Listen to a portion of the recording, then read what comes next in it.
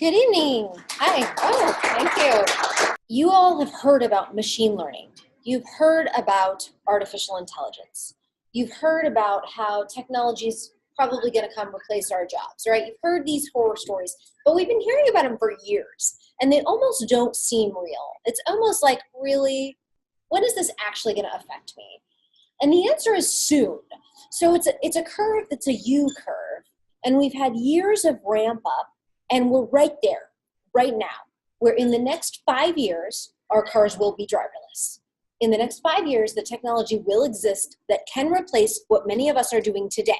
So today's going to be awesome because we're going to talk about that. We're going to talk about opportunities for you, and we're going to talk about how you can dominate the future as we move forward in this new tech era, okay?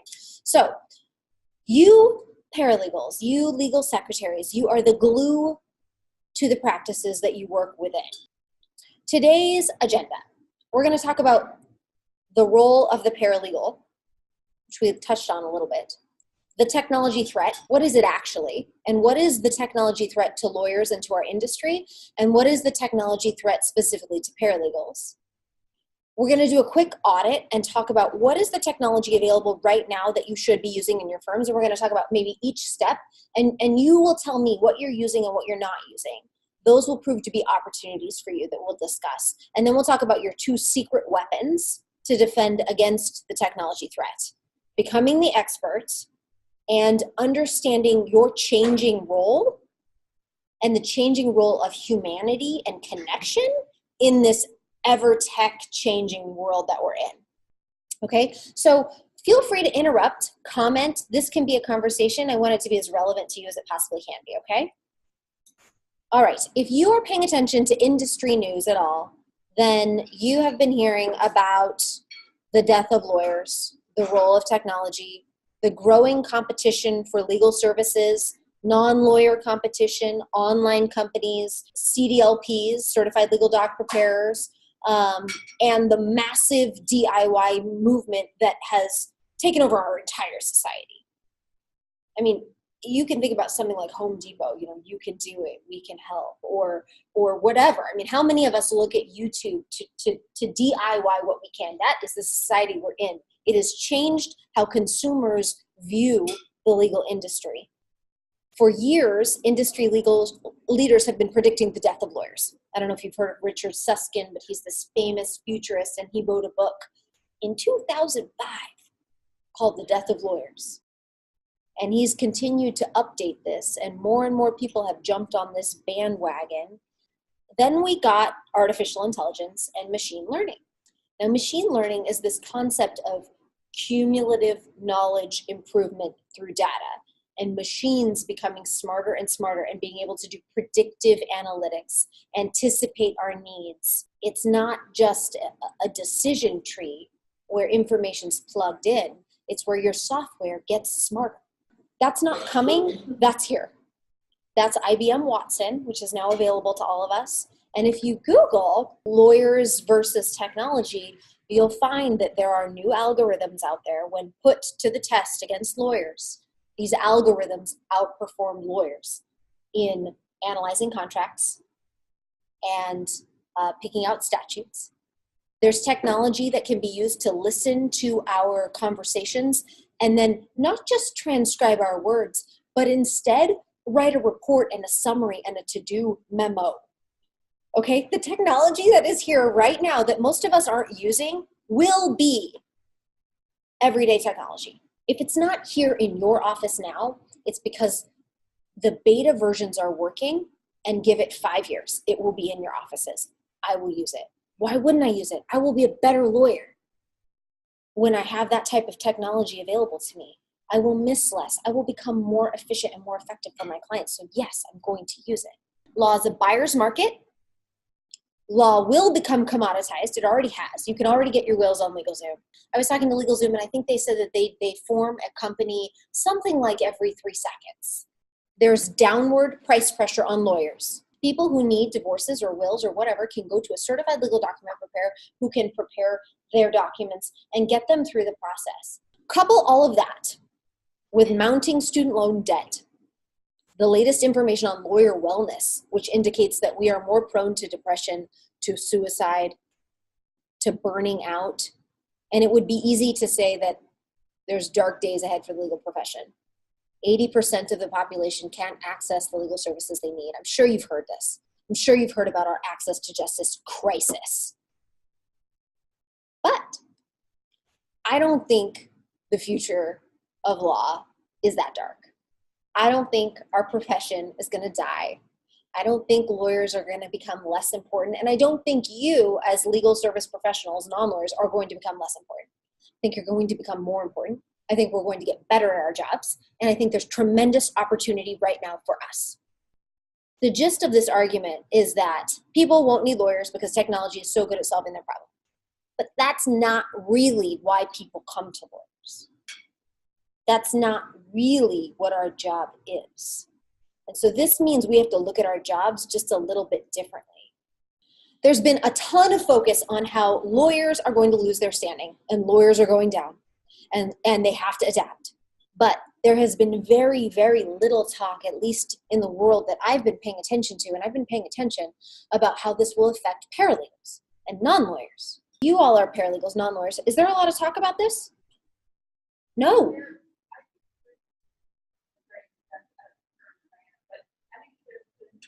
I mean, what that means, if we're shifting, if lawyers are shifting from a model of 1-to-1 paralegals to up to 5 or 6-to-1, it means that there are fewer paralegal jobs. Lee Rosen is a law practice management consultant. He's widely read, he's very popular, he's very good, and he is telling lawyers to get rid of your paralegals and legal professionals. And he has said, if your paralegals are handling routine, easily automated tasks, you need to get rid of them. It doesn't make economic sense to keep you around. This is an industry leader talking to people like me who employ people like you. And now we're going to switch gears a little bit and we're going to talk about the technology. What are you using in your firm and what's available today? Do you have automated intake procedures? Do you have email campaigns that talk to your prospective clients, that task you to do follow-ups, that automatically reaches out on your behalf and multiplies your ability to talk to people? Does it reduce the amount of mental energy you have to spend on following up with people before they become your clients? Do you have systems in place that, and do you have designated people set aside to do intake so that you're not asking someone who's doing 20 things to answer the phone and be present for somebody in the middle of your shift? This is something to think about. Do you have marketing automation, drip campaigns set up through AdWords and lead generation systems like social media? Do you have offsite companies like a Ruby receptionist or some other company that is provided designated one-on-one concentrated attention to your prospective clients and your clients who are calling on the phone? They do a better job than somebody who's trying to do 20 things at once and then gets interrupted by the prospective client. This is a killer in law firms of profitability. Do you have a practice management system? Does that practice management system do things like manage your workflows, your contact management, your time tracking, your invoicing, your payment collections? Is that all automated? Does it go out automatically? Are the payments collected online? Are you processing payments by hand? Are you receiving checks that have to be manually input? Do you have document assembly systems within your practices? Does that document automation system talk to your contact management system so that the information from your contact management database is automatically input into the pleadings that you need? And are those pleadings smart enough to say, if it's his, then I'm changing everything to his. If it's hers, I'm changing everything to feminine. Do you have e-discovery systems set up in your law firms where your e-discovery software can pull out the relevant information that you need for responses or from the discovery that you've received in so that you can quickly and efficiently analyze the material that's come in? Or are people being paid to read through irrelevant materials?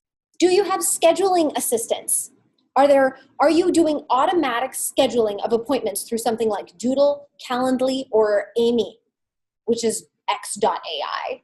These are systems that will schedule appointments for you. A link goes out, your client sees a calendar, they choose when they want to come in, they book the appointment. How many of your hours are spent on the phone trying to get a hold of someone to schedule a meeting for your attorneys? These are all affordable, available systems. None of these are systems that are like, would require your firm to make a massive investment. What about a portal? Is there a portal in use in your law firm that allows clients to either communicate in a secure fashion or upload documents to you so that you're not emailing to the legal secretary who downloads, labels, and uploads? Do you have a portal that allows people to log in, see their bills, and pay them online? Do you use outsourced virtual assistants? On call 24/7, all the time, ready to do whatever random tasks need to be done. Places like Magic, Fancy Hands, Fin, or Upwork are available to you.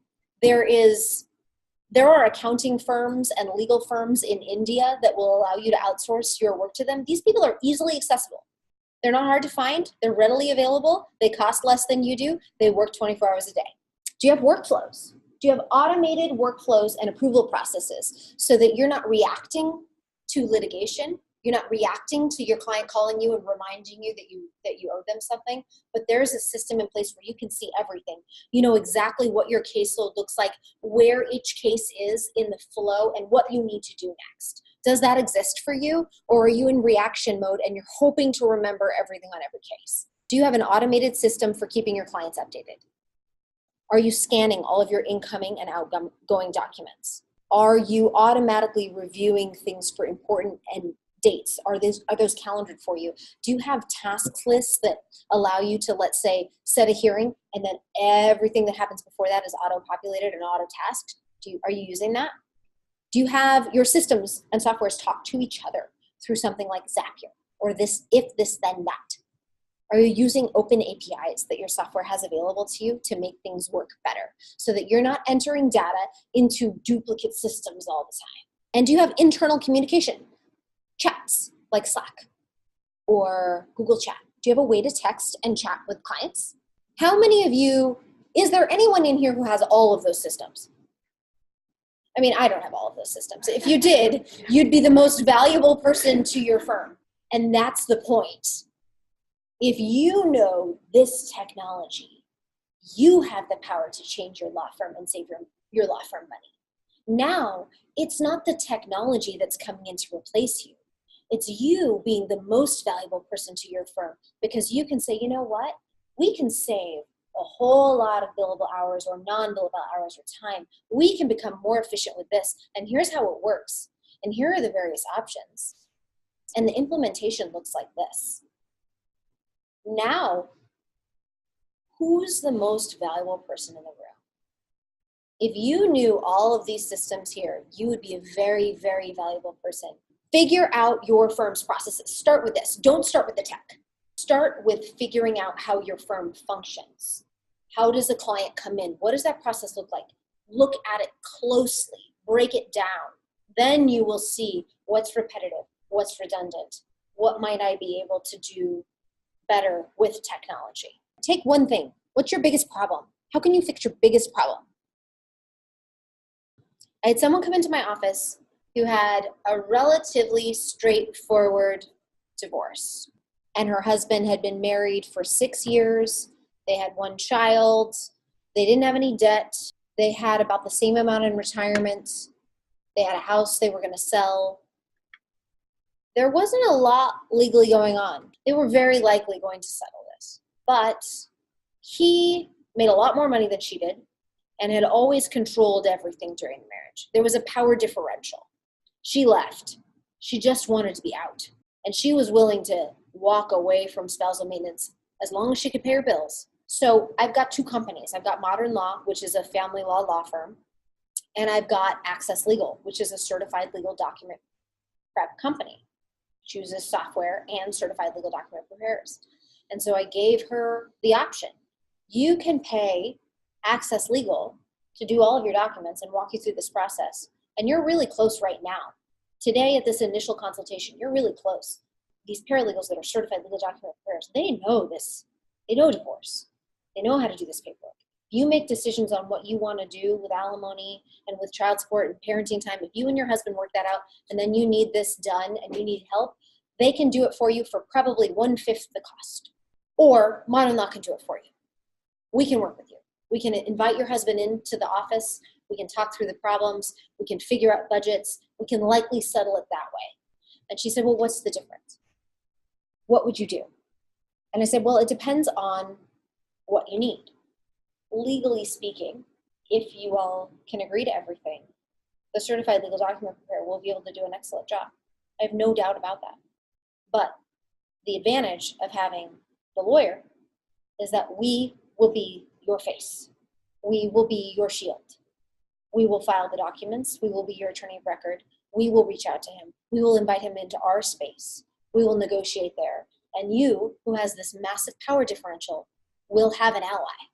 Somebody who knows the system, somebody who can speak on your behalf, and somebody who can be your shield. That was very, very important to her.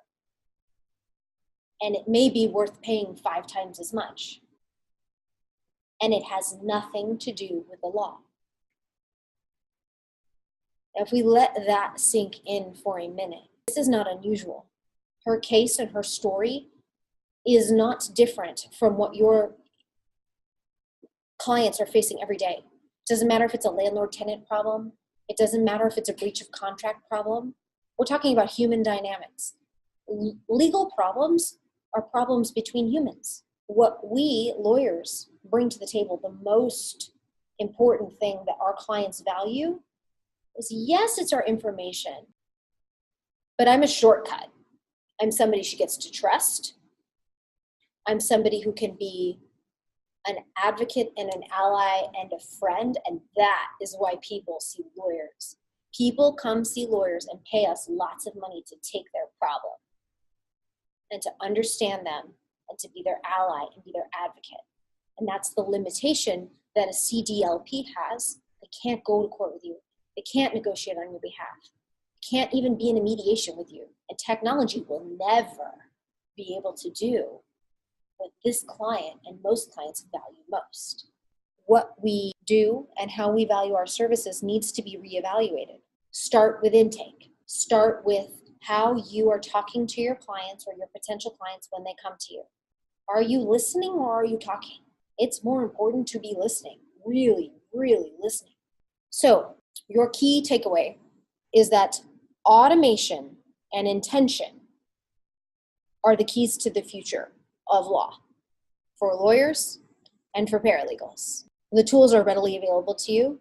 The ability to influence people in the humanity aspect is more art than science, and it will become more and more valuable as technology can do more and more legal work. If anyone can come into my office, and if every lawyer is using the software that issues spots and that brings up cases, then what's the difference between me and somebody else? It's trust. It's human connection. So you will become technologists. You will become project managers. You will become social workers. And you will become efficiency hackers. And if you do those things, the future of law will be beautiful for you. You will just get more and more valuable to your clients, to your employers, to your coworkers. This is what I think the key here is. Humanity first. Humanity is the most important thing we do. And it's getting more and more important, and it is worth taking time to think about because many of us burn out on the humanity piece. We get annoyed, we get frustrated, we get short, we get irritated. We feel like this isn't really my job. Why am I stuck on the phone all day talking to clients when I could be working? Right? I want you to think about this a little differently after today. Maybe what you're doing on the phone is your job. Maybe it's more important than formatting pleadings. Analyze and understand your firm and your firm's systems. If you take the time to do this, just starting by one piece at a time. But if you understand these systems inside and out, and you start talking to the right people, you start finding out who in your firm is paying attention to these things. Somebody is, I promise. Who are they? Get in their ear. Start talking to them. Start paying attention. Start learning about this technology. Identify your opportunities. Become your expert and embrace the change. That's all I have for today. Didn't even take the full hour. You can connect with me online. And now we have time for questions and answers. What are your ideas? What do you think about this? hope you found this video helpful. My name is Billy Terrasio. Feel free to reach out to me with any questions. I would be happy to help.